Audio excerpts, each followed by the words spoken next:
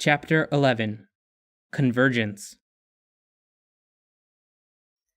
The next few seconds feel off, far away.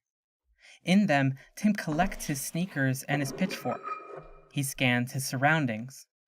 There's a stone floor, a purple glow, a blood trail, smeared, a corpse, male. Detached, surprised at this last one, the corpse was Tim's landing pad, maybe the only thing that kept his head from being bashed in by the stone floor. More than maybe, looks like the man's head has turned rather mushy. He's the control group to Tim's "how well can a human body cushion my fall" experiment. Ooh, Thinks Tim, unimpressed. more dead things. The trap door is closed now, and there are no shapes in the 3 square indents. But Tim doesn't dwell on it. He hears sounds, shuffling, a loud click, and a shout. Tim runs, rolling through shadows with the boldness of a drunk. Long, inebriated blinks give everything a slow-motion strobe, but Tim knows where he's going. There's a trail, after all, and the blood from his ruined thumb adds a second one. Rounding a corner, Tim is treated to a spurt of light some distance away. It helps him see where he's headed. More cave, more blood trail, other details he can't make out.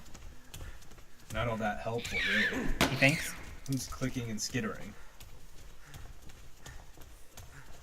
Another flash of light, another pointless still life of rocks and blurry shapes.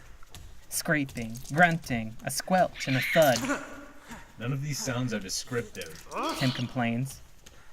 A sickening rip, and silence. The only sounds now are of Tim's heavy footfalls, his panting, and the echo of that panting against the wall. The echo changes rhythm.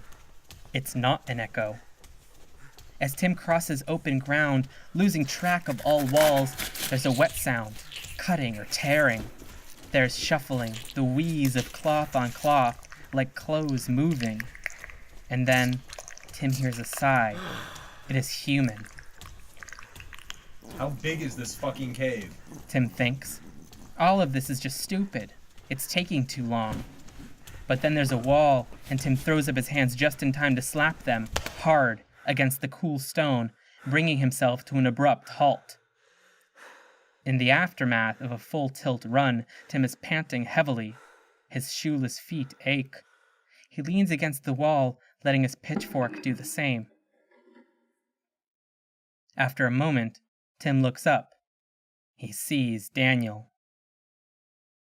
Daniel is wearing a t-shirt, brown pants, and a brown belt. His pants and the bottom half of his shirt are more blood than cloth, and new blood is oozing from a nasty gash in his right upper thigh. It's clear to Tim that the source of the blood trail has been found. There is a large bandage wrapped around Daniel's abdomen. It's made of a piece of button-down shirt and a length of slimy rope.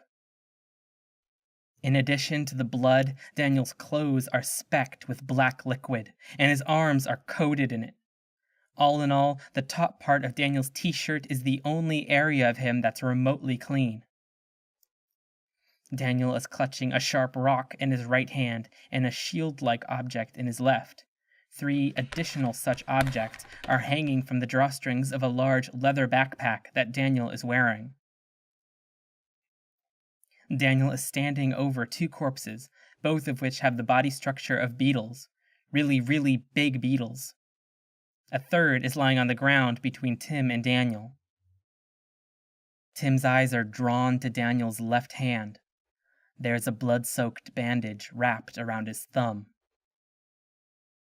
"Sorry to hear about your finger," says Daniel. "Apparently between the 2 of us we can paint the whole cave red. That way's a dead end. I started there." Daniel points behind Tim. "I'm assuming there's a similar dead end around the corner in that direction, since you came from there. And so after I carve open the scarab, I plan on moving along this wall." Daniel gestures into the darkness, toward a tiny spark far down the corridor. Tim stares open-mouthed, still addled and out of breath. "If you want, I can give you a carapace," Daniel continues. "It works well as a shield. And once we get out of the cave, let's take stock of our situation." No words come forth for several long seconds, much as Tim tries to summon them. Daniel stands still, bleeding patiently.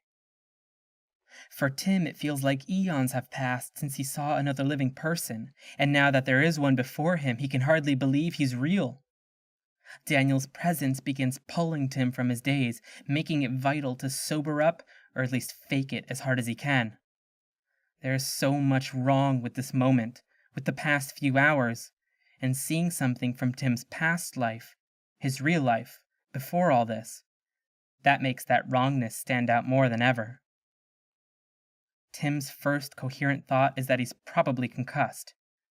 But there are countless other questions, things that are on the verge of making sense, that need only Daniel's half of the story to be complete. Where to start? Tim has no idea. Daniel said something a moment ago, but Tim doesn't remember what it was. Do you have any food? Tim finally manages.